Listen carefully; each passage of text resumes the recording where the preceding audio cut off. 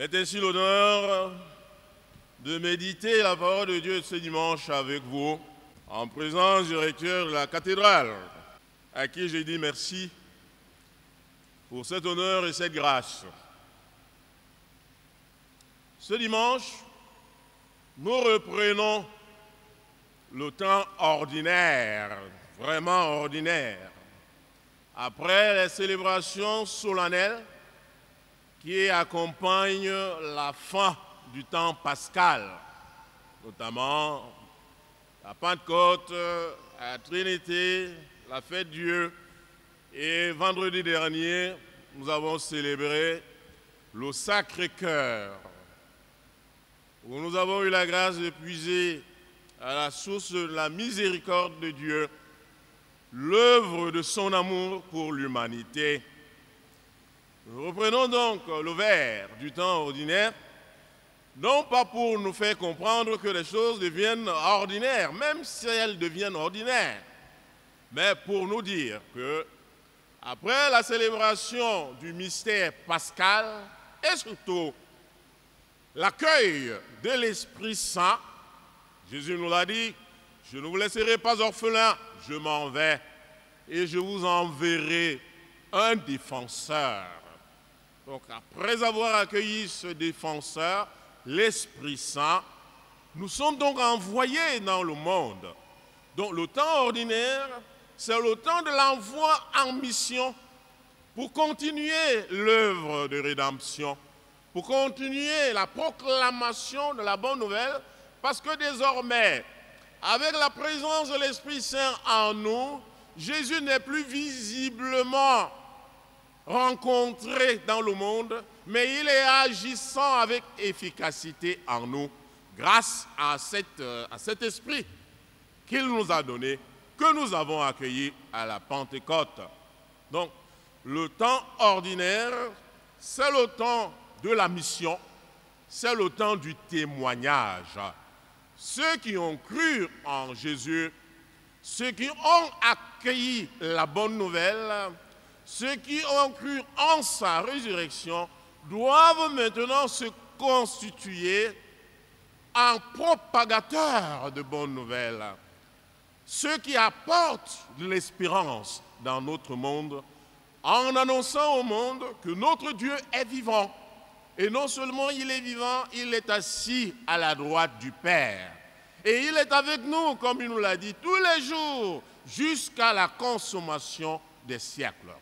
Donc, c'est le temps du témoignage. Nous devons porter ce témoignage.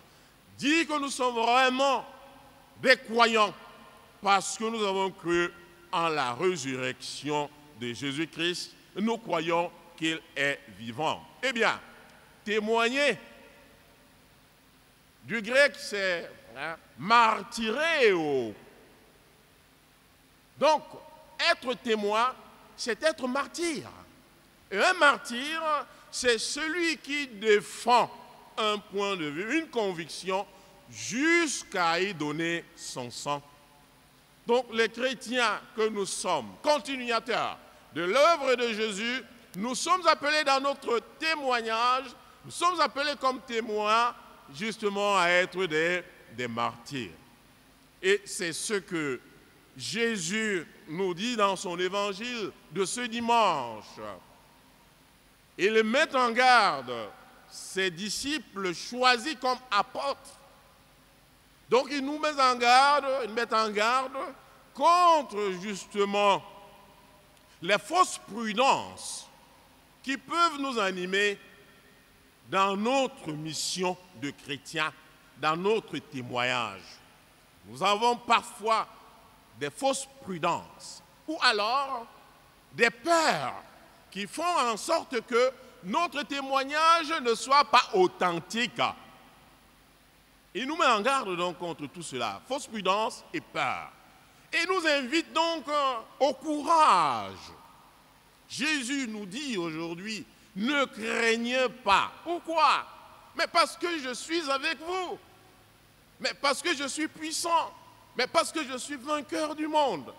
Et à ce courage, nous devons y adjoindre la confiance ferme. Donc notre foi en Jésus, mort et ressuscité, élevé au ciel, qui nous a envoyé l'Esprit Saint, doit donc être justement, transparaître justement à travers la foi que nous avons, une foi qui témoigne de cette confiance et du courage que nous avons à porter la bonne nouvelle au milieu des contradictions et des difficultés de ce monde, au milieu des épreuves de ce monde, justement. Donc, courage et confiance sont les maîtres mots de ce dimanche. Le chrétien doit se revêtir de courage et de confiance pour accomplir sa mission. Rentrons donc dans le contexte, justement, de l'appel et le contexte de cet encouragement. Le texte de ce dimanche se place dans un contexte d'appel et d'envoi en mission. Jésus avait plusieurs disciples, c'est-à-dire ceux qui suivent un maître, pour avoir un enseignement. Mais parmi ces disciples qui étaient très nombreux, ses élèves qui le suivaient et suivaient ses enseignements, il en a choisi 12, auxquels il a donné le nom d'apostoloi, c'est-à-dire des envoyés. Et être apôtre, c'est être envoyé. C'est donc à eux, ce petit groupe de 12, représentant les 12 tribus d'Israël, c'est à eux que Jésus confie cette mission aujourd'hui. Donc le chapitre 10 de l'évangile de Matthieu nous rappelle cet appel que Jésus adresse à ces 12 et l'envoie en mission. Il les envoie dans le monde, non sans leur dire, là où je vous envoie, moi-même je connais des difficultés. Vous rencontrerez ces difficultés-là. Je vous envoie dans ce monde comme des agneaux au milieu des loups. Mais n'ayez peur de rien. Et le texte d'aujourd'hui donc rappelle cela, puisque le monde dans lequel les apôtres sont appelés à porter la bonne nouvelle, et quelle est cette bonne nouvelle? C'est que Dieu aime le monde. Et ce Dieu qui aime le monde a envoyé Jésus nous apporter la lumière. Et quelle est la nature de cette lumière?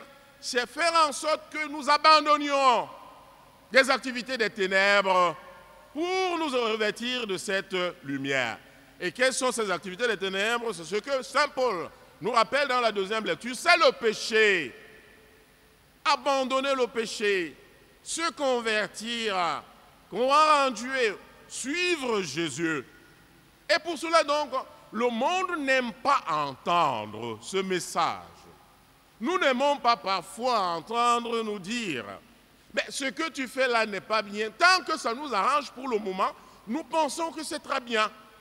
Voilà pourquoi nous prenons toujours en contradiction et en haine ceux qui nous interpellent, ceux qui nous appellent à changer de comportement lorsqu'ils trouvent que notre comportement n'est pas bien.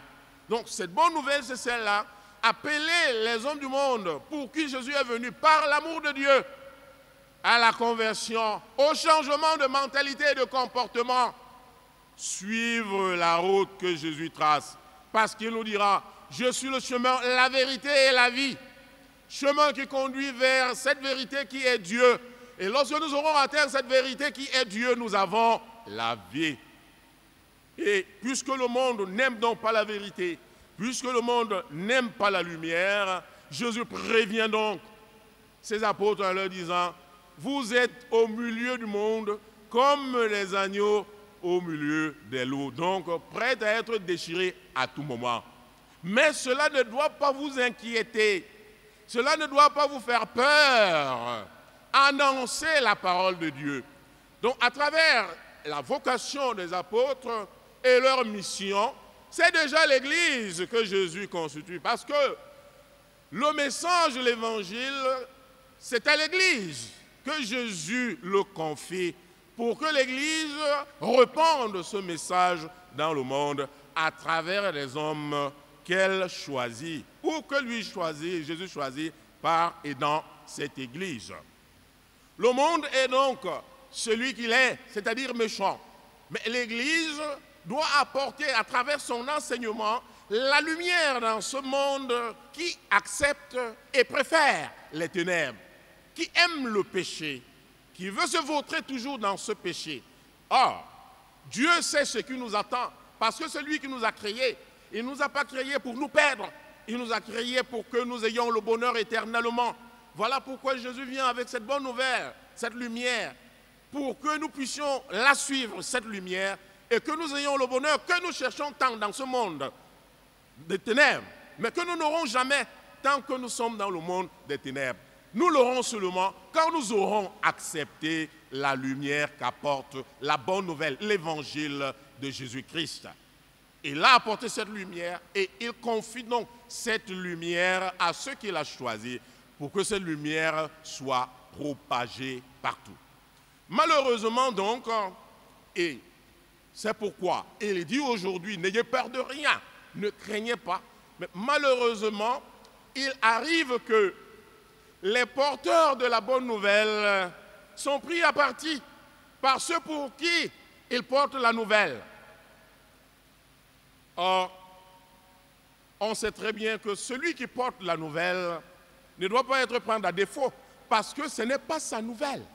On dit en chemo en bassin, celui qui porte la nouvelle ne doit pas être condamné. Pourquoi? Parce que ce n'est pas sa nouvelle. Or, dans la première lecture, on a comme l'impression que les gens pour qui Jérémie porte la nouvelle pensent que cette nouvelle est de Jérémie. D'ailleurs, ils ne vont pas hésiter à le classer parmi les prophètes de malheur. Donc pour eux, Jérémie n'annonce pas ce que Dieu veut, c'est-à-dire la conversion, le changement de mentalité et d'habitude, de comportement.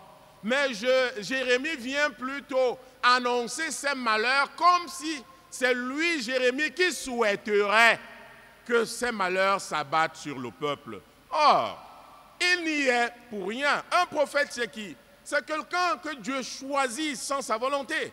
D'ailleurs, à la naissance de la vocation de Jérémie, nous lisons dans les premiers chapitres justement de ce livre, Jérémie dit clairement à Dieu, je refuse cette mission. Pourquoi? Parce que tu le sais toi-même, je suis né très timide. Comment voudrais-tu qu'un timide se mette devant les gens pour parler? Et Dieu lui dira, ne dis plus que je suis timide. En tout cas, si tu refuses cette mission, moi je te frapperai. Donc, Jérémie accepte et accueille cette mission à contre-cœur.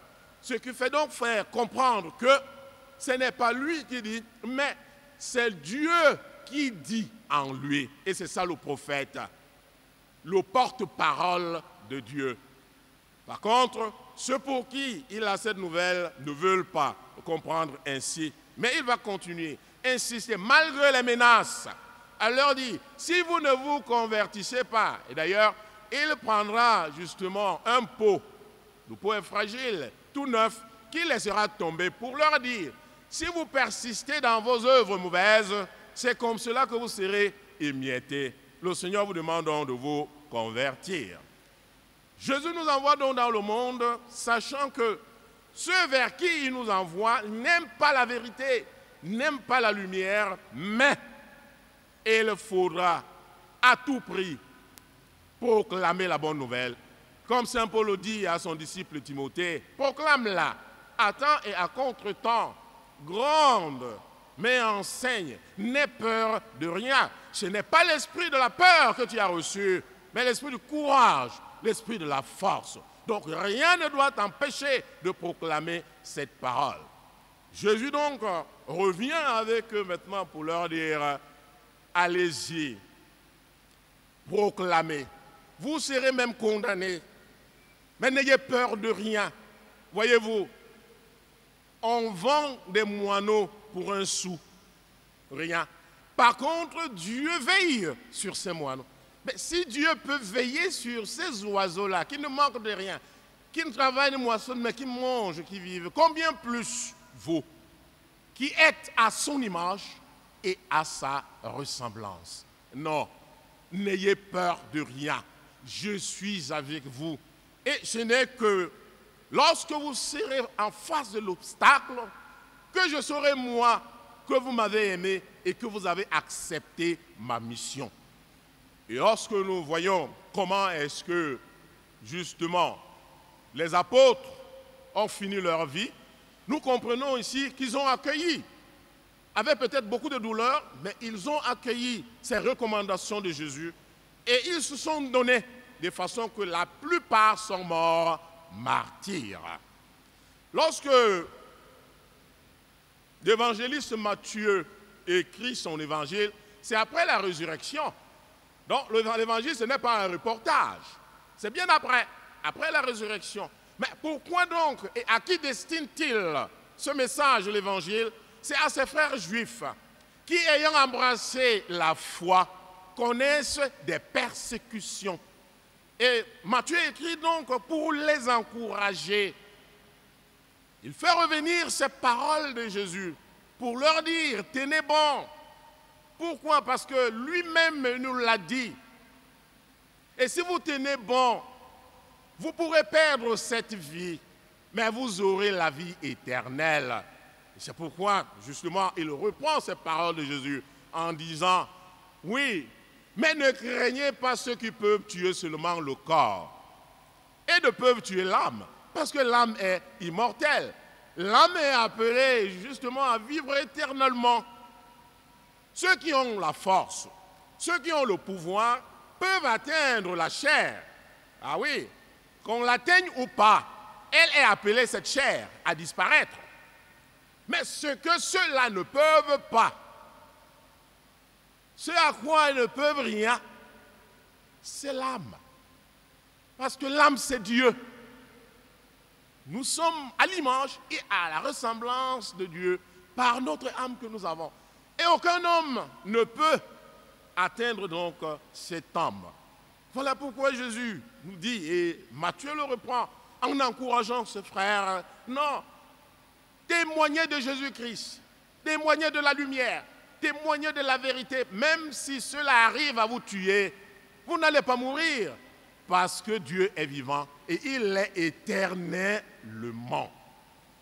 Oui, frères et sœurs, hier comme aujourd'hui, cet évangile justement est d'actualité. Cet évangile s'adresse tout d'abord à qui? J'ai dit, le contexte, c'est l'appel et l'envoi des 12. Donc cet évangile s'adresse d'abord au pape, aux cardinaux évêques, aux prêtres. Oui, c'est eux qui doivent tenir bon.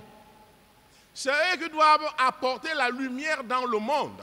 C'est-à-dire, quand le monde commence à sombrir,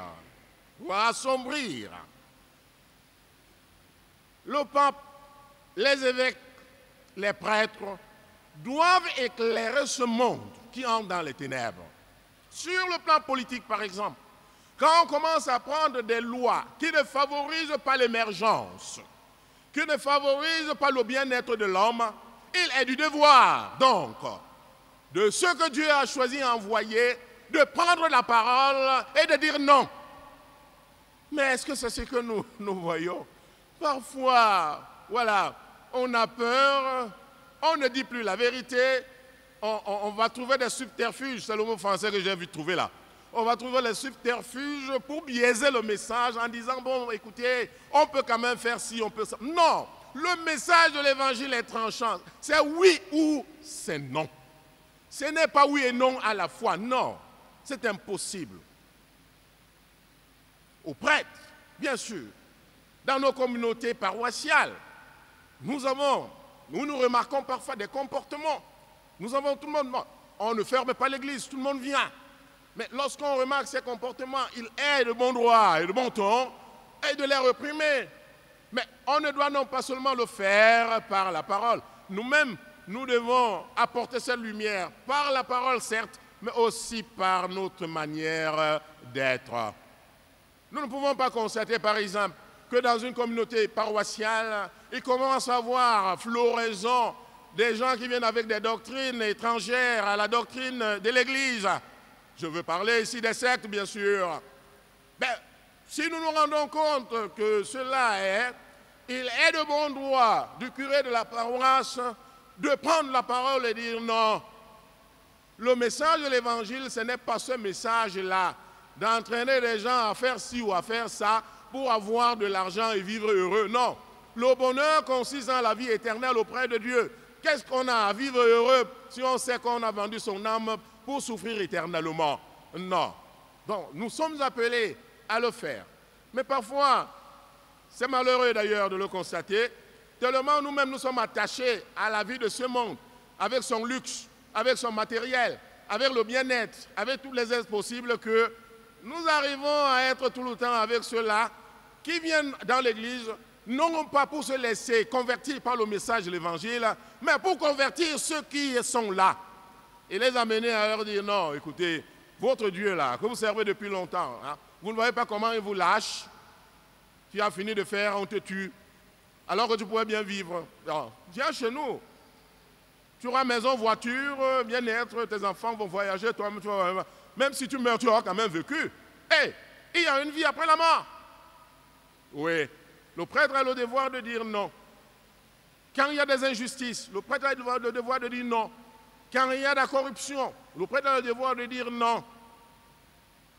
Le prêtre ne doit pas être complice des malheurs de ceux qui souffrent. Le prêtre a le droit de dire que les routes ne sont pas bien faites, qu'on les arrange, oui. Que le maire soit d'accord ou pas. Le prêtre a le droit de dire que les hôpitaux ne sont pas fournis, oui. Qu'il soit d'accord ou pas. Le prêtre a le droit de dire qu'il n'y a pas d'eau potable, oui. Qu'on est d'accord ou pas. Qu'on raconte tout, bien sûr. Jésus demande donc à ses apôtres aujourd'hui, vous serez calomniés, persécutés même, mais allez jusqu'au bout. Et ce message également s'adresse à vous, chrétiens. Parce que nous sommes chrétiens, nous sommes prêtres, prophètes et rois. Nous avons nous aussi l'esprit de Jésus-Christ en nous. Donc nous aussi dans nos domaines, nous sommes appelés à apporter la lumière. Là où vous travaillez, si vous vous rendez compte que c'est de l'injustice et que vous ne pouvez pas changer, partez de là. Ah, j'avais dit ça quelque part. Et quelqu'un m'a dit après, si je démissionne de là où je gagne mon pain, c'est toi qui viendras nourrir mes enfants. C'est toi qui viendras payer la scolarité de mes enfants. C'est toi qui viendras les soigner quand ils seront malades. On peut bien avoir de l'argent. Aller même dans les plus grands hôpitaux sans avoir la santé. On peut se soigner sans avoir la santé. C'est Dieu qui donne la santé. C'est pourquoi il finit donc par nous dire, si nous avons le courage, il leur dit, si vous avez le courage de vous prononcer pour moi devant les hommes, c'est-à-dire refuser de faire ce que les hommes demandent de faire. Une infirmière qui travaille là, qui est tout le temps à l'église, mais chaque fois arrive, on dit tu dois pratiquer l'avortement. Mais elle doit dire à son patron non. Voilà donc ce que Jésus demande. Si tu dis à ton patron non, il va te faire partir de là, oui. Mais Jésus s'occupera de toi. Mais si tu te mets à dire non, si je pars de là, j'ai encore des petits-enfants, je vais manger quoi? Tu leur donnes de l'argent du sang. Ils seront rien, bien sûr. Et Jésus va te renier. Et il le dit aujourd'hui dans cet évangile. Mais nous sommes dedans, frères et sœurs. Dans les compromissions. Chaque jour où nous sommes. Partout où nous travaillons, nous nous compromettons. Nous voyons les gens mourir et nous avons peur d'être contaminés parfois. Mais Jésus nous dit, si tu vois quelqu'un mourir et parce que tu veux trop préserver ta vie, tu m'auras renié et moi aussi je vais te renier. Mais ce qui est marrant, contradictoire et même honteux, c'est qu'après avoir refusé de faire tout ce que Jésus nous demande de faire, lorsqu'on rentre la nuit, on se met à genoux du Seigneur, merci de la journée, protège-moi la nuit. Tu renies Jésus et tu lui demandes d'être avec toi, mais c'est contradictoire. Non. Jésus nous demande donc aujourd'hui, frères et sœurs, dans notre courage au témoignage, dans notre confiance en lui, de faire le pari avec lui. Que ce soit l'arme pointée sur nous, parce que nous aurons dit la vérité, disons-lui, Seigneur, c'est à cause de toi que je meurs. Tu vas tomber, on a tué ton corps, mais ton âme sera sauvée pour l'éternité. Oui, n'entrons pas dans les compromissions, frères et sœurs. Jésus nous veut auprès de Dieu pour la vie éternelle. Ça ne sert à rien de vivre heureux ici dans les compromissions, alors que notre âme sera damnée. Ce n'est pas la volonté de Dieu. Dieu voudrait que tous nous soyons sauvés. Demandons donc au Seigneur la grâce en ce jour du témoignage. Ce témoignage qui sera enveloppé de notre courage, fondé sur la confiance en lui. Ainsi nous serons heureux éternellement. Loué soit Jésus-Christ.